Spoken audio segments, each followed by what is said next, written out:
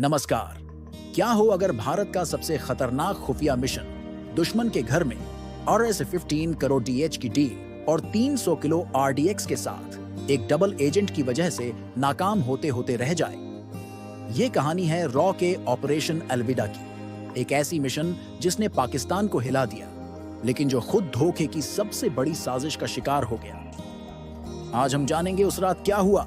आज हम एक ऐसे हाई स्टेक्स इंटेलिजेंस मिशन की कहानी में गहरे उतरेंगे जो सॉर्स मटेरियल के मुताबिक नाकाम होते होते रह गया और जिसने दो देशों के बीच तनाव को एक नए लेवल पर पहुंचा दिया। की कहानी में गहरे उतरेंगे जो सॉर्स मटेरियल के मुताबिक नाकाम होते होते रह गया और जिसने दो देशों के बीच तनाव को एक नए लेवल पर पहुंचा दिया। ये कहानी है ऑपरेशन अलविदा की। कहा जाता है कि ये सब शुरू हुआ नवंबर 2019 में देर रात का वक्त था और भारतीय प्रधानमंत्री के आवास पर ये कुछ शब्द गूंजे जिसने आने वाले महीनों के लिए सब कुछ बदल दिया। और यहीं से शुरू हुआ वो चैप्टर जिसे हम कह सकते हैं आधी रात की मंजूरी। जानते हैं ये चंद शब्द एक ऐसी सीक्रेट मीटिंग की वजह बने जिसमें विदेशी धरती पर एक बेहद खतरनाक ऑपरेशन को हरी झंडी दी जानी थी। अब निशाना कौन था? हाफिज सईद सोर्स के मुताबिक वो कोई आम जिंदगी नहीं जी रहा था, बल्कि लाहौर के जौहर टाउन में एक किले जैसे घर में रहता था। 2400 घंटे कड़ी निगरानी और पुलिस का पहरा, मतलब उसे हाथ लगाना एक बहुत बड़े अंतर्राष्ट्रीय संकट को सीधे सीधे दावत देने जैसा था। तो हुआ ये कि भारत की विदेशी खुफिया एजेंसी रॉ के चीफ ने प्रधानमंत्री को ब्रीफ किया और फैसला लेने में जरा भी देर नहीं लगी। उसी रात सुरक्षा मामलों की कैबिनेट कमेटी बैठी और इस बेहद जोखिम भरे मिशन को हरी झंडी दिखा दी। कोड नेम रखा गया ऑपरेशन अलविदा। चलिए अब कहानी के अगले हिस्से पर चलते हैं। दुबई में मौजूद एसेट मिशन को मंजूरी तो मिल गई थी, लेकिन जमीन पर काम करने के लिए किसी की जरूरत थी और सबसे बड़ी चुनौती थी एक लोकल एसेट यानी एक मददगार को ढूंढना। और यही कहानी में एंट्री होती है एक बहुत ही अहम किरदार की। नावेद एक आम सा पाकिस्तानी आदमी, कोई बड़ा अपराधी नहीं, बल्कि दुबई की जेल में एक मामूली सी चोरी के इल्जाम में बंद था। तो वासे नाम के एक रॉ एजेंट ने उसे जेल से बाहर निकलवाया।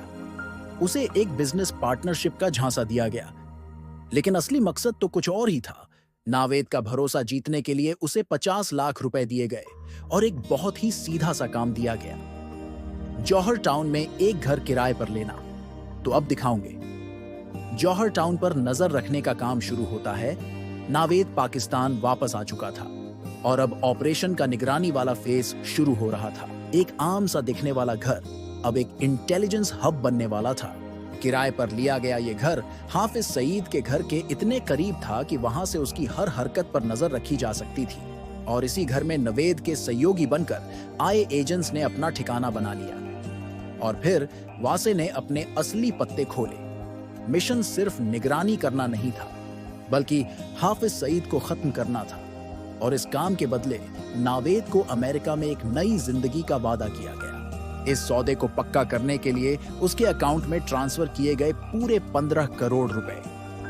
सब कुछ बिल्कुल योजना के मुताबिक चल रहा था, लेकिन कहानी में एक ऐसा मोड़ आने वाला था जो इस पूरी बाजी को पलटने वाला था। दोस्तों, मिशन का सबसे बड़ा खुलासा अभी बाकी है। अगर आपको खीसा सेंट्रल की ये अनकट और अनसुनी कहानियां पसंद आ रही हैं, तो वीडियो को लाइक करें और अभी सब्सक्राइब बटन दबाकर इस हाई स्टेक्स मिशन का हिस्सा बने। अब आगे बढ़ते हैं। इस मिशन को एक नहीं बल्कि दो बड़े झटके लगे। पहला 3 मई 2021 को ऑपरेशन की में फील्ड एजेंट वासे की कोविड से अचानक मौत हो गई। और दूसरा एक ऐसा खुलासा जिसने सबके होश उड़ा दिए। उनका सबसे भरोसेमंद एसेट नावेद असल में एक डबल एजेंट था, जो ऑपरेशन की सारी जानकारी पाकिस्तान की खुफिया एजेंसी ISI को दे रहा था। तो अब सोचिए, ऑपरेशन की जानकारी लीक हो चुकी थी और उसका मुख्य एजेंट भी दुनिया में नहीं रहा। अब ये एक ऐसा मोड़ था जहां फैसला उच्चतम स्तर पर ही लिया जाना था। बताया जाता है कि प्रधानमंत्री के साथ एक और हाई लेवल मीटिंग हुई। खतरा बहुत बड़ा था, ऑपरेशन फेल होने का डर भी था, लेकिन फैसला हुआ मिशन जारी रहेगा।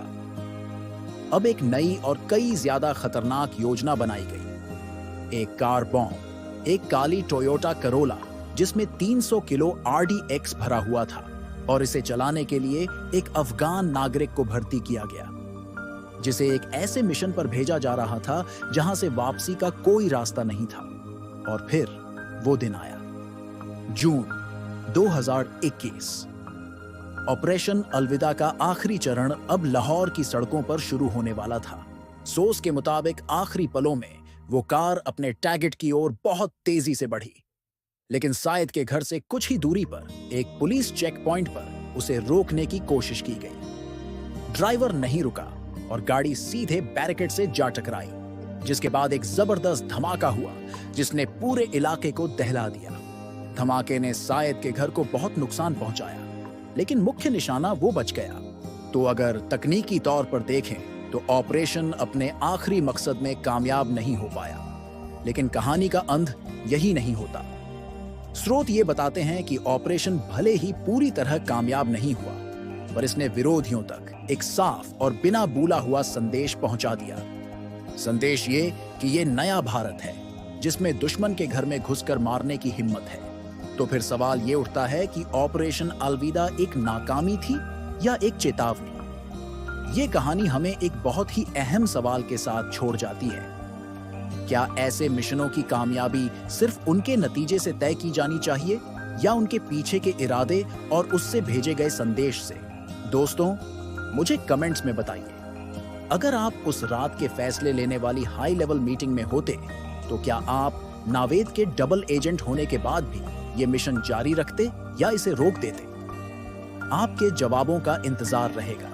जो 5 सबसे बेहतरीन और लॉजिकल कमेंट्स होंगे उन्हें हम अगले वीडियो में खीसा सेंट्रल शाउट आउट देंगे। और हाँ, अगर आपको ये हाई स्टेक्स कहानी पसंद आई तो चीसा सेंट्रल को अभी सब्सक्राइब करें ताकि आप भारत के इतिहास, सेना और खुफिया एजेंसियों की कोई भी अनसुनी दास्तान मिस न करें। मिलते हैं अगले वीडियो में। जय हिंद।